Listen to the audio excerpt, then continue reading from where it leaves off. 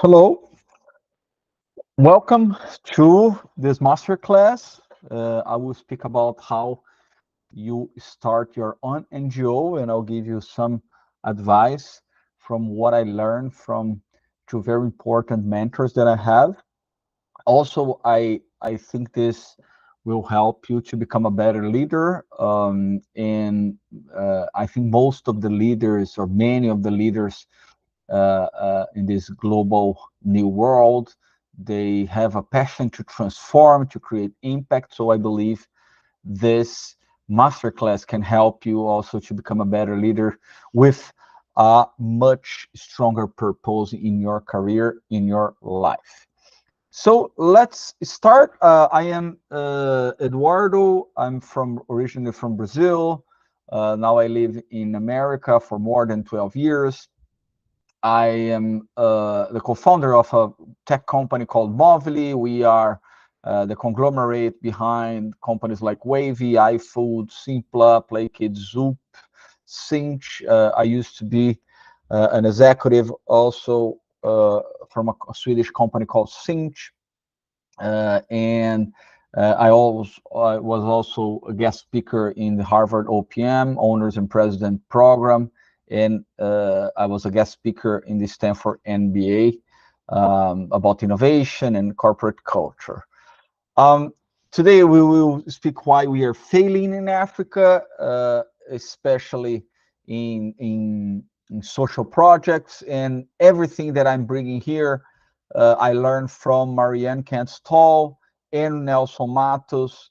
Marianne is the founder of Karimu, the nonprofit that I'm working part-time to help them to fight extreme poverty in Tanzania. And also Nelson Matos, that is a big mentor for me. He used to be um, the the senior vice president for engineering for Google for many years. This extremely good manager and experienced executive. So I'm learning a lot from him, and most of the slides here he prepared. So kudos to both of them. So let's start. So nowadays, more than 30% of the world population, 7 billion people, they don't live. Basically, they try to survive. They survive. So and it's interesting because the world is giving access to some resources, some types of technology. For example, 6 billion people, they have access to a mobile phone, but sometimes they don't have access to even basic things like water or food or very basic health services. Um, and we also have something interesting that if NGOs were a country combined, they would be the fifth largest economy in the world. So this raised this question: is there too much aid, or it's something else that is wrong? Because it's a lot of money flowing through NGOs. So also the amount, the quantity, the number of NGOs is increasing. So there are more than 10 million around the world, and the numbers that these NGOs raise is not small. Like you see the hundreds of billions of dollars in the US, uh, almost 10 billion pounds in the UK, in the whole Europe, more than 50 billion euros, in Canada, more than 10 billion. So if we also count this volunteer work, only in the US is more than 170 billion US dollars. So seems that is not a lack of money that uh, is not making Africa improve.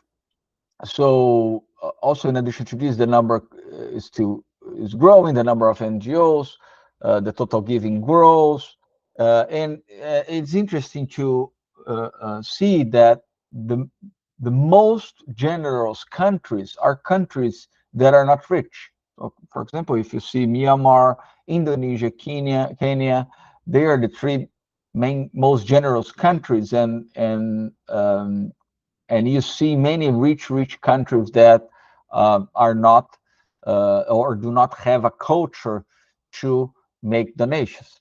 So interesting to uh, uh, see this. So, in fact, there is a big problem on these donations. So, most of the companies, most of this money do not arrive, not get to Africa because many multinational companies and they misreport their profits or imports and exports just to reduce tax. So they make some uh, um, uh, mechanisms that in the reality this money do not go directly to people that need. So you see that according to the Guardian, Africa loses more money than they gain in terms of aid. So 259 billion dollars flowing out, 181 flowing in. There's a 78 deficit, and 40 billion in foreign aid. So in fact, Africa has a debt in terms of aid. So the money do not flow correctly to the people that need. As a consequence, things are getting worse. This is bad news. So the income in sub-Saharan Africa fell in 16. The uh, the continent holds 6 out of 10 of the world's most unequal countries.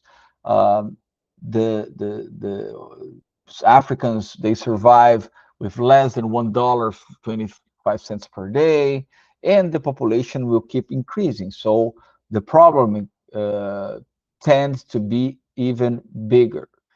So to solve this, we need to do two basic things. First is to reverse Africa net loss of 38 billion for almost $40 billion, and make sure that this $40 billion in foreign aid is well spent and efficient and effective in the projects.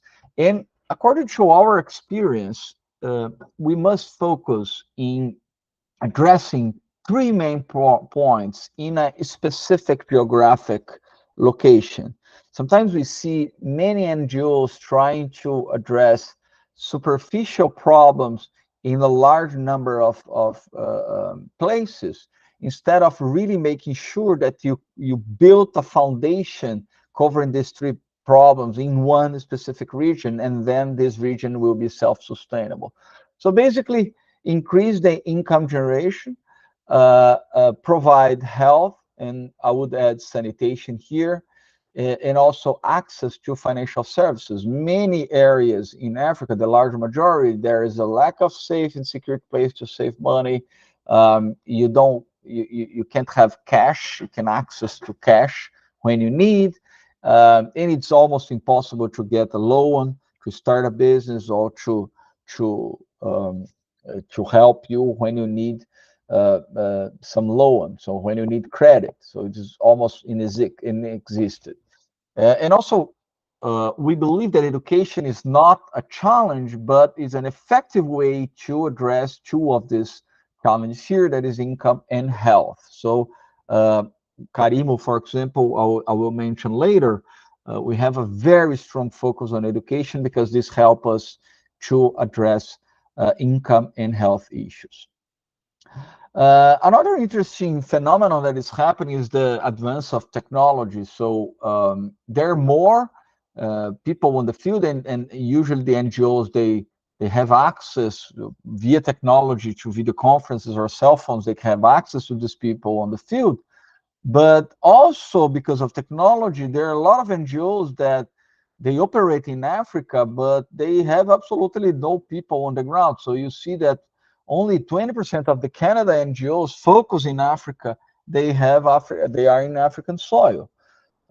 So there's a proliferation of NGOs because of technology, but in fact, you have very little NGOs that really understand the reality on the ground, right? So this is also creates other problems that we'll speak more in a minute. So there is, we see also trends in terms of funds. So many donors, they're encouraging or sometimes forcing NGOs to narrow their focus and specialize. They are reducing funds for the middleman NGOs, the NGOs that are intermediate relationships with NGOs that really operates in the projects, and make the connection between the donors and the NGOs that operate. So there is a reduction on this. Also, in terms of funding, the NGOs are understanding that one-offs are not scalable. So a group of donors that donate this year and next year they don't donate. So usually NGOs, they need a recurrent donor base to be more predictable about the conditions they will have, the financial conditions they will have to fund projects. Of course, there is a big dependency on the donor base, and there is a lack of solutions that cover this whole framework that is necessary to take communities out of extreme poverty. So our recommendations is, if you're opening an NGO, try to focus in one region, restrict your area of operation, and try to address many of the challenges according to that priorities that we just mentioned, right? So I will give you the example of Karimu in a minute. Another point is that, for example, in private sector, the customers have the power, they buy the products, they buy the services. In the public sector, the constituents, they have the power, they have the vote. But in the development sector, in the NGOs, the beneficiaries, the people that really need, they have absolutely no power in this system. Right? The donors, the people that own the money, they want to invest the money in these projects, they have the power to decide where to do, what are the conditions. And this is bringing some consequences that, for example, the NGOs, they are, instead of focusing on the beneficiaries and understanding their reality, their needs, listening to communities, they spend a lot of energy and time pleasing donors. And this creates a high rate of project failure and very little innovation, because you most of your project is made to please the donors and not to really solve problems on the ground.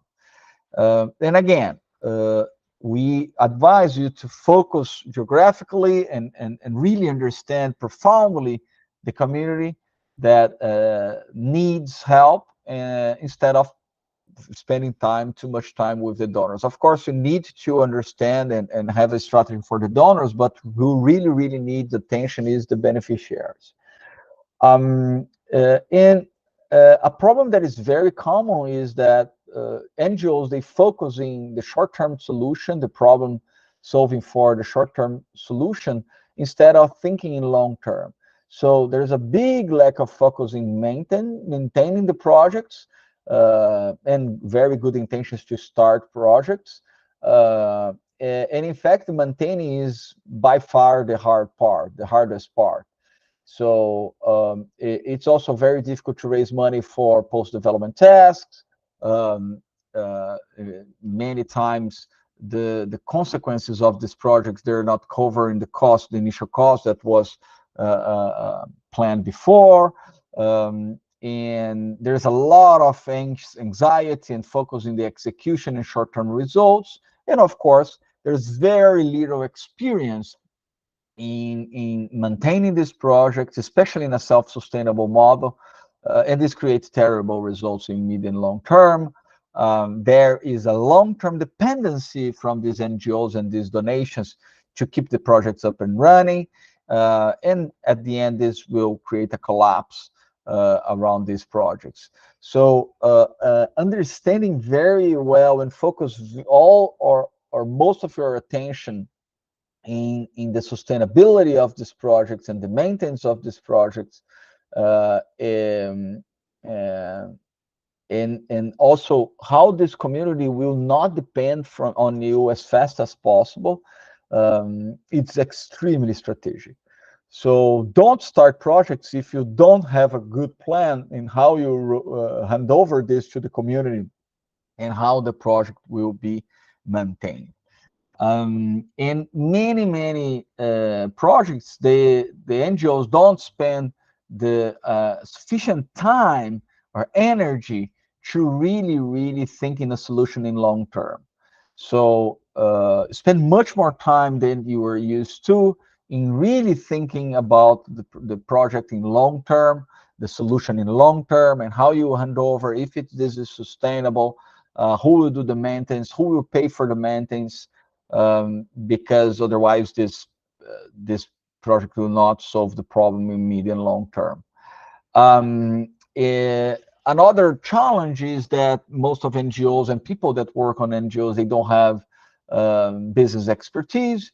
So there is a big challenge to create new revenue streams for the communities, leveraging investors, charging fees, or building partnerships. And at the end, this also probably cause a collapse in the system around the projects. We reduce the impact, um, and it can bring terrible results in long term.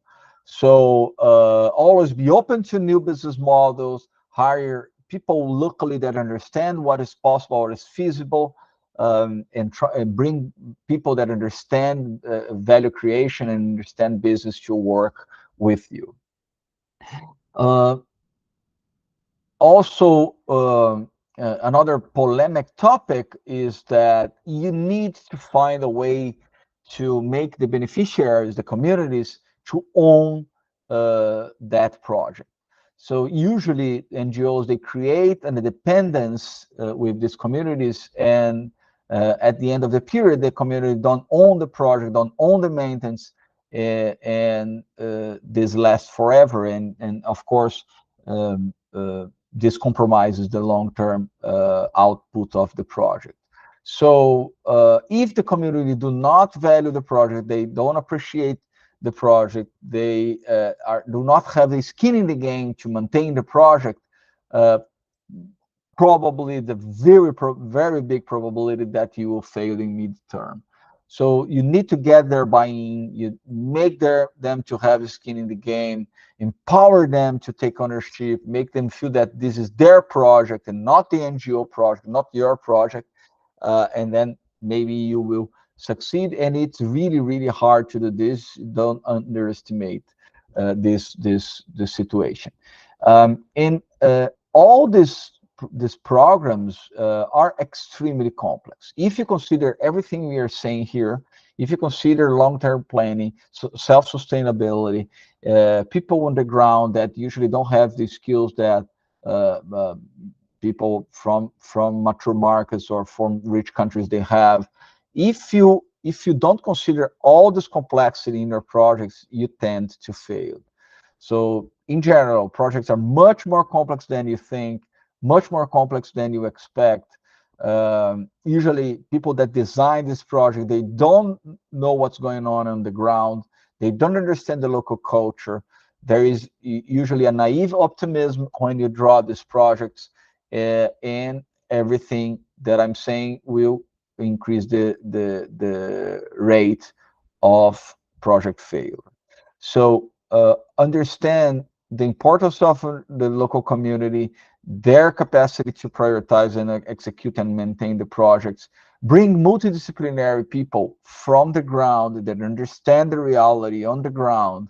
Use them, respect their opinion, ask them to speak up. Usually, in many cultures where NGOs work, people on the ground, they do not speak up. They, from their context, their culture, they were taught to not challenge superior colleagues. So this creates a terrible outcome in long term. So you have to incentivize, ask them, empower them to speak up and give their opinion and drive their ideas. And you need to be humble to really, really learn from the ground and understand the reality that is happening on the ground. Um, and everything we are saying basically drive me to tell you that it's absolutely necessary to understand the local community, understand the beneficiaries, and build trust with these people. So most people come very well intentioned to these projects with great ideas, but sometimes the community needs completely other things, completely different solution. So if you don't listen well, the community, if you don't build trust with this community, if you don't uh, uh, help them to develop their skills and listen to them, probably you fail. So involve the local community, realize that they're part of the solution. They are building the solution. You're just enabling them or helping them to build the solution, but this is their solution, their project, their maintenance, their merit uh, um, to, to, to be addressed in the projects. Um, so make sure that you have resilience to operate in long term in this specific geography. um, Build trust with the community. I just said that. Create long-term relationship, but in a way that they will become independent. Many NGOs, they create long-term dependencies, and at the end, this is not sustainable. So at the end, the donors will change their minds, and if the project still demands attention and resources and money, probably you failed. So restrict your area, operate in a cross-functional way, operate in multi areas to really create an environment where this community can be self-sustainable after you leave. Um, so in many of these projects, aid relief programs, um, sometimes there are political manipulations. So these also have bad consequences for the long-term impact of the projects.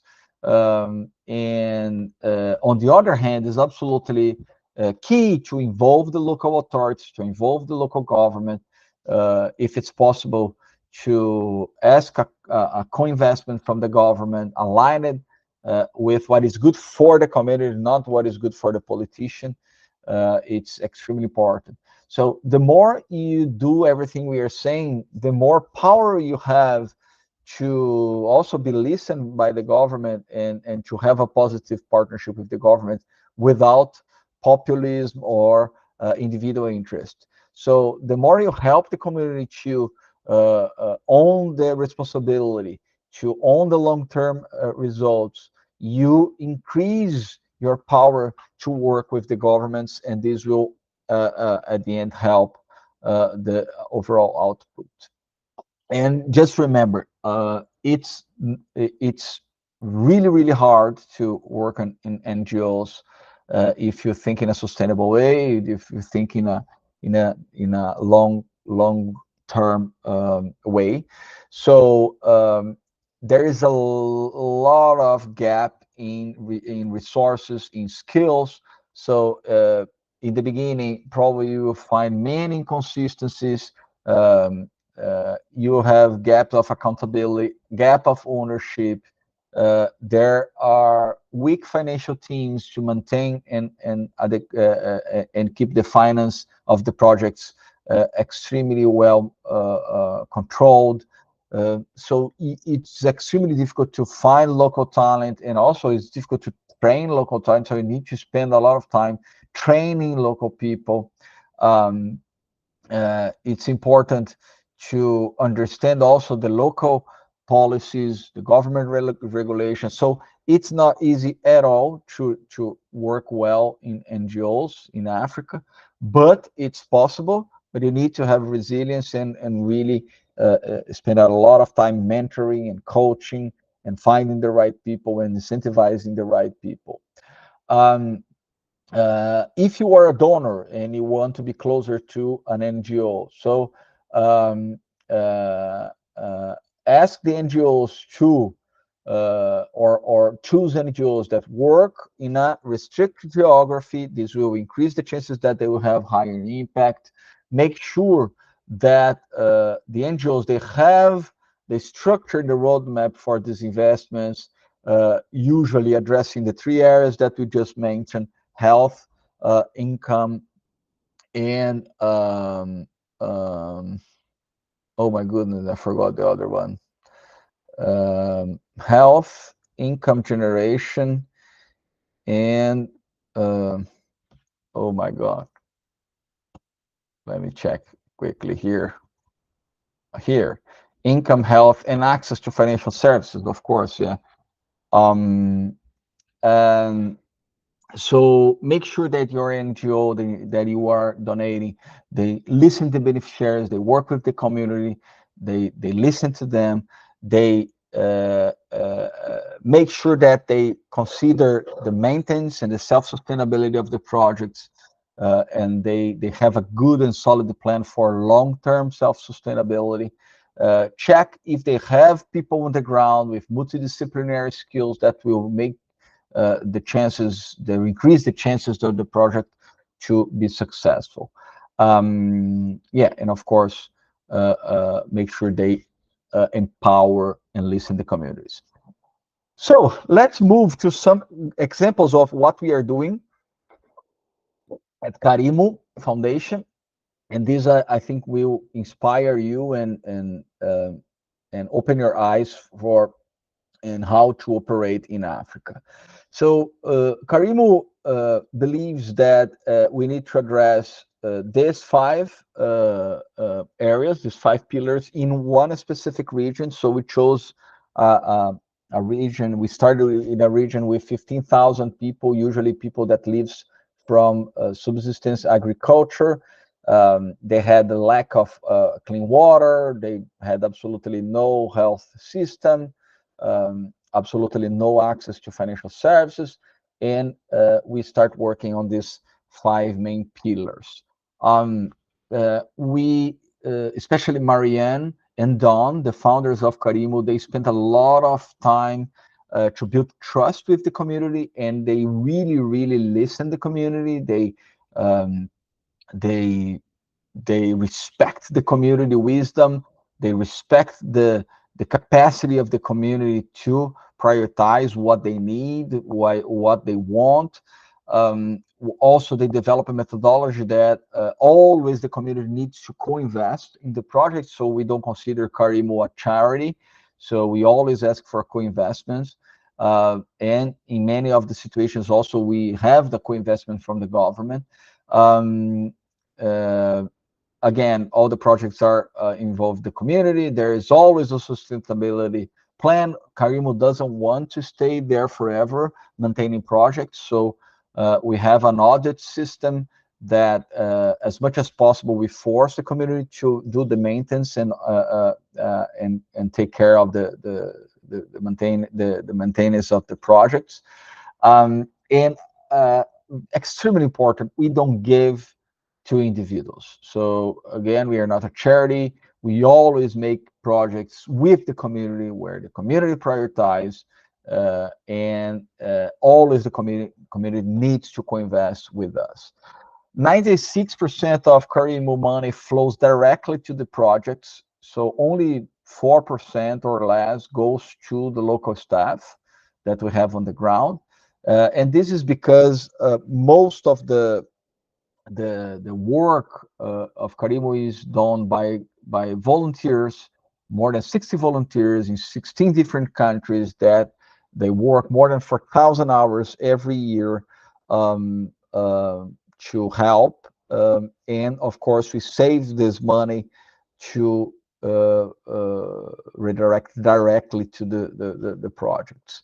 These are some of our results. So more than 2,000 households now they have free and clean water within 500 meters of their home. This is unbelievable. This region kids, they used to walk sometimes 6 hours a day, 2 or 3 times a day to fetch water. Now they have clean water much closer to their places.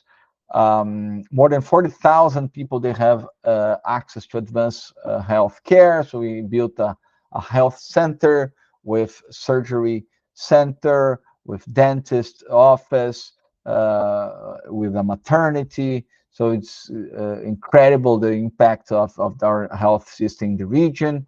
100% of the students in the secondary school that we rebuilt, they pass in the national exam of Tanzania. The rate countrywide is 30%. In our school, is 100%. They passed in the exam, we also create savings group where there's a 60% increase in annual savings for each member that participate in the savings group, so they can save the money and also ask loan for this group that they are part of. And the interest rate of the loans is probably less than 50% of the loans that they could find in the banks in the big cities. The entrepreneurs are increasing their revenues after our entrepreneurship program. Again, the story of our secondary school. This is the school, the head master of the school, Stephen. The school now is the third best school in the whole country. So this is unbelievable.